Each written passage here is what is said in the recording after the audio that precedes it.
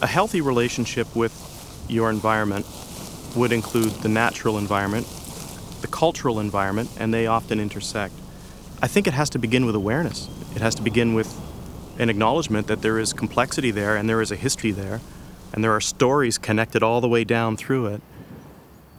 And when we tread on this land and when we make decisions on this land, we are somehow implicated in that great chain of stories and relationships.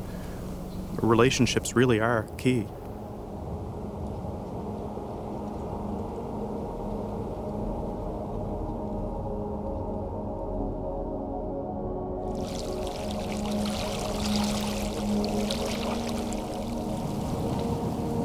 This area here that's running sort of as you're heading into Cumberland County and going in across to the New Brunswick border, that area is called Sicknick.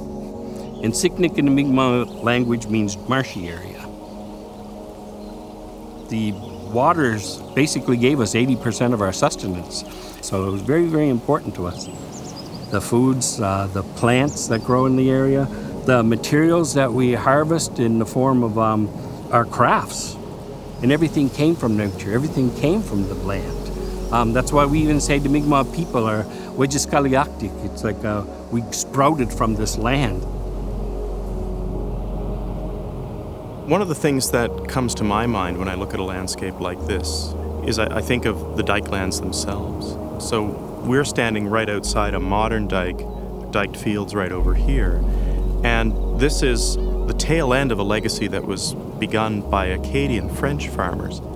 And by simply erecting these barriers and controlling salt water access to the fields, they created some of the most productive farmland in the country at that time.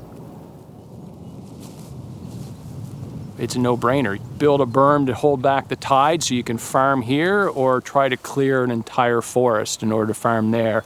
And so the Acadian culture was built around the dyke lands. And that was a relationship that has persisted through time to our current agricultural community that exists on these salt marshes.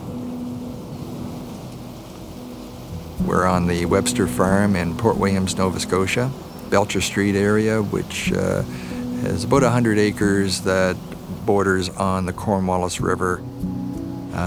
My family's been involved in this farm since 1943 when my parents bought the property. So it's the place that I love the most.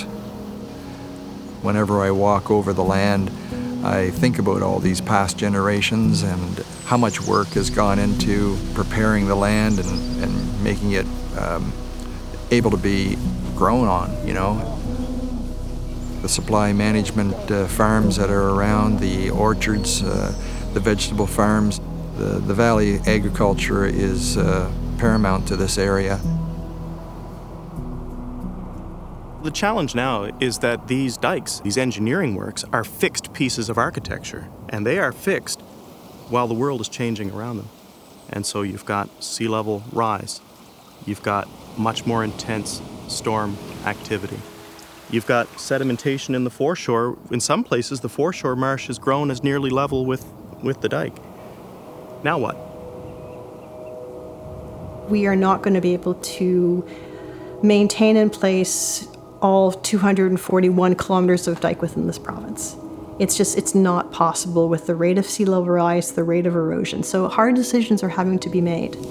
And we need people to contribute to the conversation, but also be open to change and to reimagine what this landscape can be. So these landscapes were originated as agricultural landscapes, but when you actually look at how people use these landscapes now and how they value the landscapes, the agricultural part is critically important for those who do farm it. But the wonderful thing about a dike is it provides access to the coast, which would otherwise be really difficult on a muddy coast like the Bay of Fundy, whether they're coming along for access for fishing or for bird watching, or to do something social.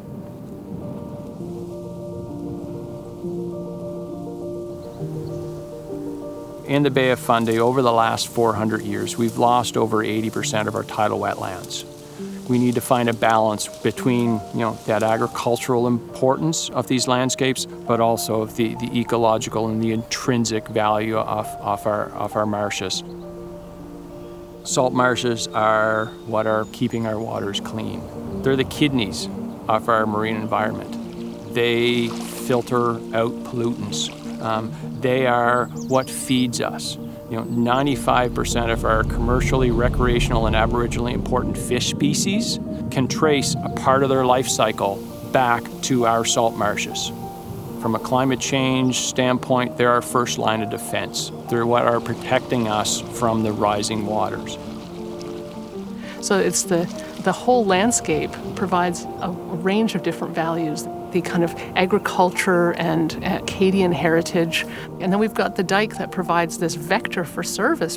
And then on the other side of the dyke, this natural landscape.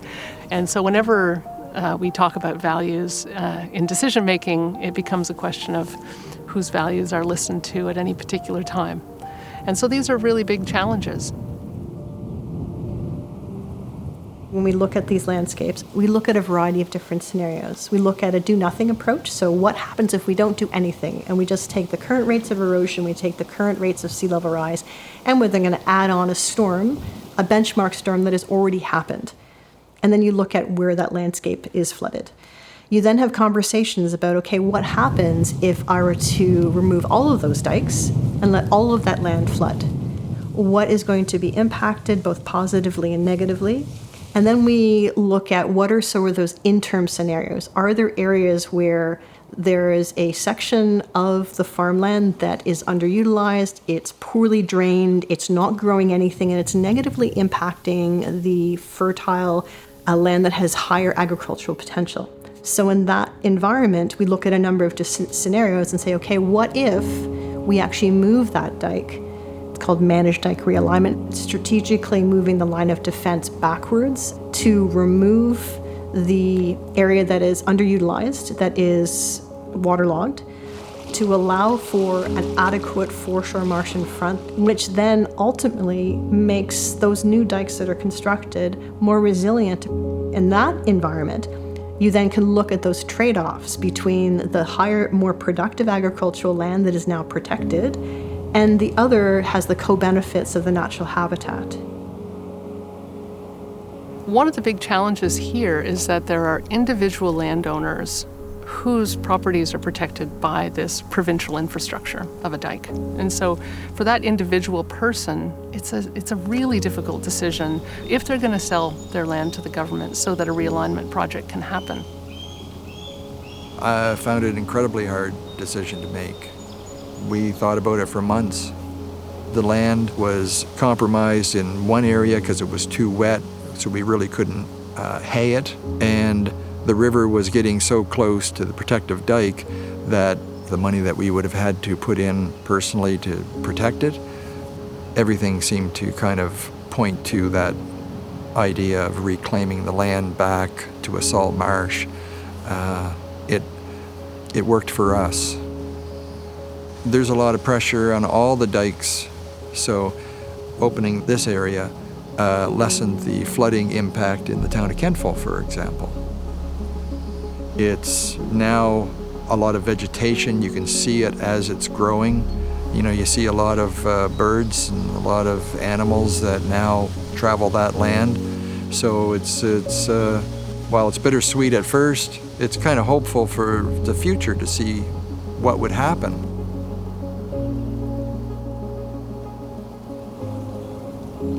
Really, this is one chapter in the story that is the history of these landscapes and us as a collective people.